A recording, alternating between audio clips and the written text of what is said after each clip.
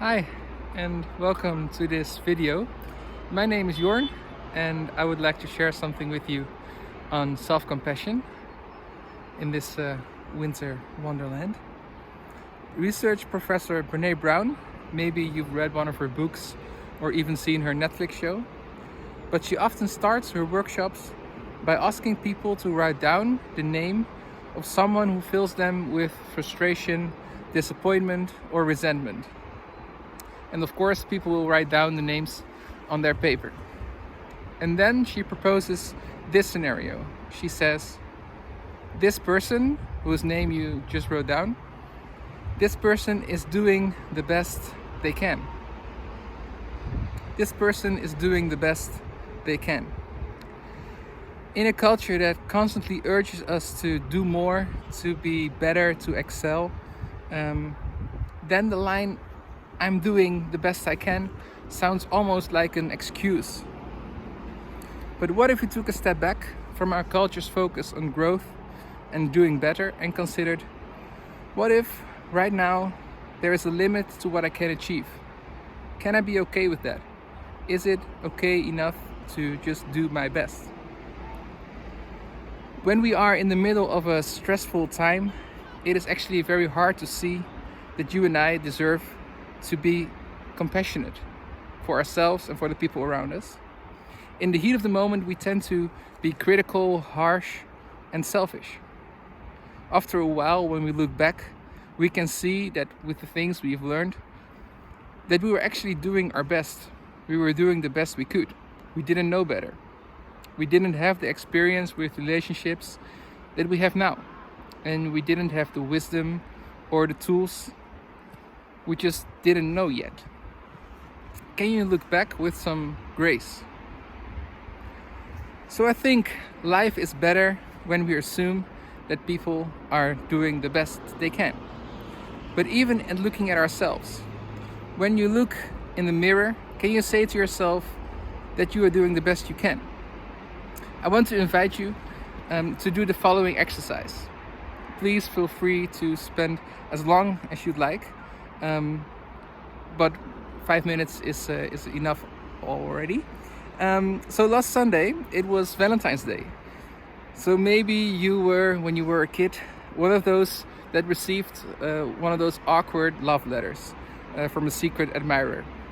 Or maybe, like me, you're one of those kids that actually wrote and sent one of those letters. Kind of feels awkward, but those letters have something very special in them. They're cheesy, but well. The love letters weren't very long, or at least the love letters I wrote, weren't very long, and they weren't poetic or even have some faults in them. But there's something special about them. They are genuine and they really see and admire the beauty in the person it's written to. I would like to invite you to write 3 small love letters to yourself. And it's okay if it feels awkward. That's all part of the story. But please stay with me as I explain this exercise. The letters don't have to be long. 3 or 5 sentences is already enough. It's about experiencing a softness and a loving compassion for yourself. The first letter you write to yourself is the first letter you write to yourself is to you as a child. So you around like 10 years old, and write down what you now as an adult looking back at that 10-year-old child. Write down what you are thankful for. So what thing that you see in this kid do you admire or are you thankful for? This kid is worthy of love and acceptance. So why don't you write that down? The second letter you can write is to yourself as well, but then when you are 65 years old or even older, whatever you want. But picture yourself sitting in a comfy chair and write to the older you. What are you proud of? What are some of the valuable and special things that this person has done in his or her life? Write down what you admire in the older you. This is the second love letter. And then the third, and maybe that's the most difficult one, the third and last love letter you write to yourself as you are right now. So not in the past, not in the future, but just right now. No matter how you're feeling or how your life looks at this moment. So please write some loving words to yourself.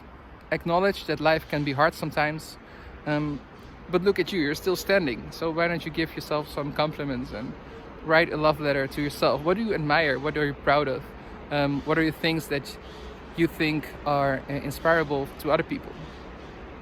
Can you even say, I love you to yourself? When you wrote down these 3 little love letters, how did it feel?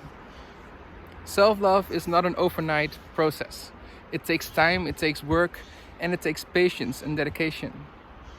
But once you know what it feels like, even on those days or weeks when self-love seems far away, you will always be able to come back home to yourself, because you will know you are worthy of coming back.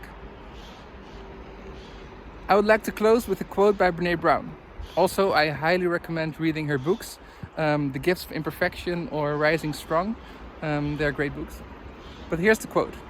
All I know is that my life is better when I assume that people are doing their best. It keeps me out of judgment and lets me focus on what is and not what should or could be. That's by Brene Brown. Have a nice day. Bye bye.